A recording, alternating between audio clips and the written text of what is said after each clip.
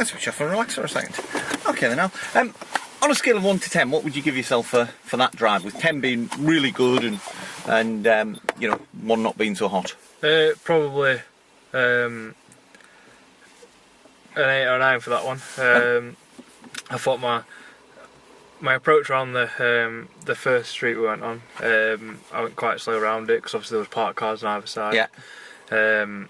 I went into gear 1 on one of the approaches, which was fine because obviously I weren't going too quick, but I could probably have gone in second because the gap was A bit wider than you thought. Yeah. Okay. Which I did the second time because I felt comfortable doing that. On my turn out on the right hand side, I'd made sure it was safe left and right twice. I managed to roll out steadily and almost keep the car going. Okay, yeah, very good.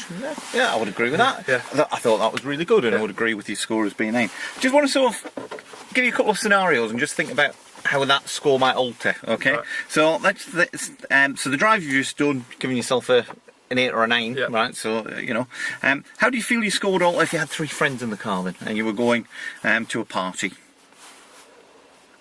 So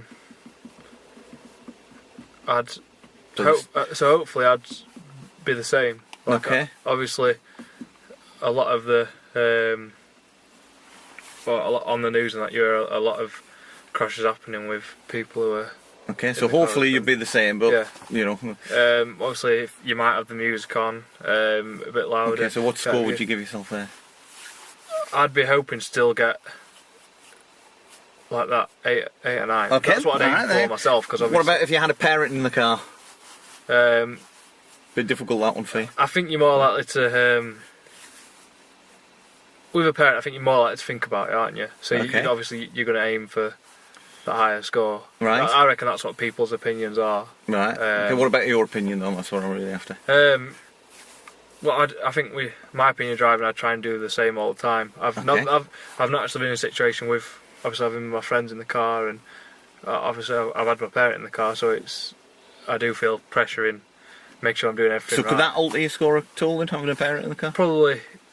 You might do it better because obviously if you're on your own, you might think, oh, no one's here to watch me do this. What about if you had a young child in the car? Might be more cautious, so you might be probably pushing 9 or 10. Okay. But there could also be a distraction.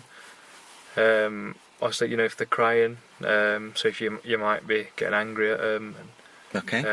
So it might lower your score. So you're probably looking at a 7 or an 8, right? Depending on the situation. Right. Okay. So giving you sort of 3, the drive that you've just done now, and then 3 scenarios. Did you notice anything about the scenarios? Obviously, when I always find when the distraction, the drive's probably never going to be as good. Right, so your drive might change depending on who's in the car. Yeah. Okay then. Well, what I'd like you to do between now and next week is just take this little worksheet away. Yep. I'll mark your scores down that you gave yourself. And the middle bit is all about, imagine you found yourself in a situation where you felt pressure to drive differently by your passengers. So you've given, and what I'd like you to do is to come up with 5 possible ideas about how you would deal with that to maintain your score. Right. Okay? Yeah. Brilliant. Okay. So we'll drive on when you're ready and I'll give you that when we get back. That's great, yeah. Okay then Al, thanks for giving us that back. Notice you've got 3 here. The first one you've sort of said, talk to them. What was your thoughts about that then? Well, obviously, sometimes if you've got, maybe you're going with your friends, or if might be your parents, they might be having a bicker in the back, or your friends might be shouting, talking a bit loud, you could just say, come on guys, just quiet down a bit, I need to concentrate here. Okay. Because obviously at the end of the day, it's you who needs to be in the right frame of mind when you're driving. Yep. What was your next one, did you say? Can you remember?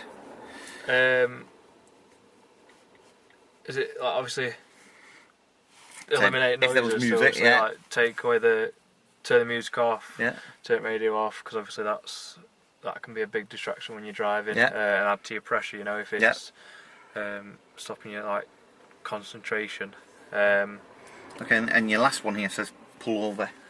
Well, I'd be like, if it felt like it was getting too much and you needed to do either the above or anything else, you just pull over for a minute or so and just say, right, this is distracting me, I need need you to stop. Could you think of any others?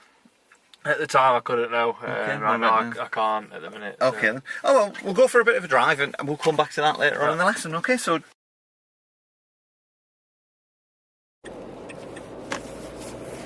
If you had friends in the car, Alex, and people were trying to distract you, could you know, make you go perhaps a bit faster than you felt you should? Could you sort of blame perhaps having a black box in the car and say, well, I can't go any faster because I've got a black box in the car? Yeah, it's like have an excuse to. Yeah. Okay. You could, obviously, you could say to them, I've got a box car that's recording all my speeds, so I can't go any faster. Left at the end. And do what the speed limit says. Yeah.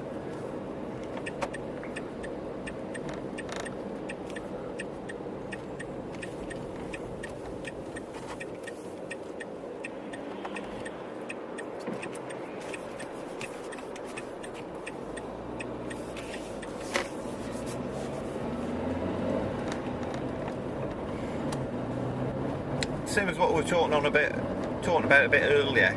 If you were sort of again feeling under pressure with friends in the car, what about telling them that you don't feel very well? How would that help, or would it not help? It could do, yeah. Like you were saying, it's a solution to a potential problem, isn't it? Because obviously they might then think,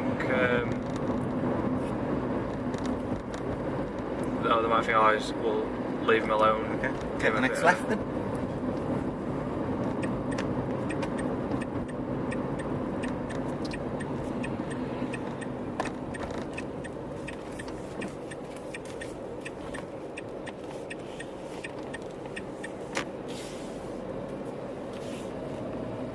So of the 4 that we've talked about there then, or 5 that we've talked about, which one do you think would be best? Which one would work for you, do you think? Probably the 2 that you just mentioned, because then it's not almost encouraging, because some people are like, oh, are you too scared to go faster and things like that. If you're giving them you say, oh, I would go faster, but I can't. Do you know what I mean? So almost, not saying you would go faster, but just suggesting that it's not possible for you to go any faster because you'll suffer from going faster because obviously your insurance could go up. You could obviously there's the potential of crashing, but if you don't crash, the people who you're insured by are going to see that you have gone over the speed limit. Right. You are going to have consequences. So you like that black box one? Yeah. Okay, Good idea, if that one didn't work for you, which one would you try next? Obviously you could use 2 together. So obviously saying, I'm not feeling well, I'm just going to pull over for a minute, just try and like diffuse the situation, give them a bit of time out. And so you'd combine I don't feel very well and the pulling over to... Then, obviously if you're feeling uneasy, the best thing to do is to pull over. Yeah.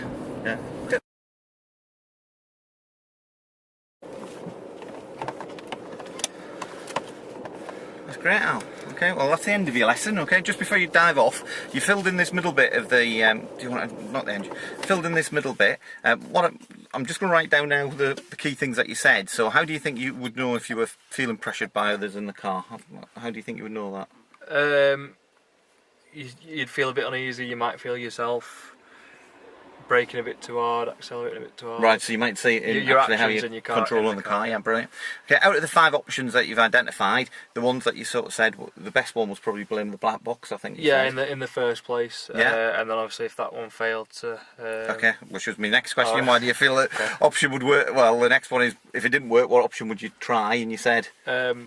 Combine 2, saying you're not feeling well and pulling over, because sometimes if you do need to pull over, you don't always feel like you can, but if you've got the excuse you're feeling a bit uneasy, might feel sick or something, it just gives you, and they might not, obviously your friends might not pressure you and saying, just carry on when you're there. Okay, brilliant. Well, if you could just sign that for me, okay, you can take that away this week, and that's fine.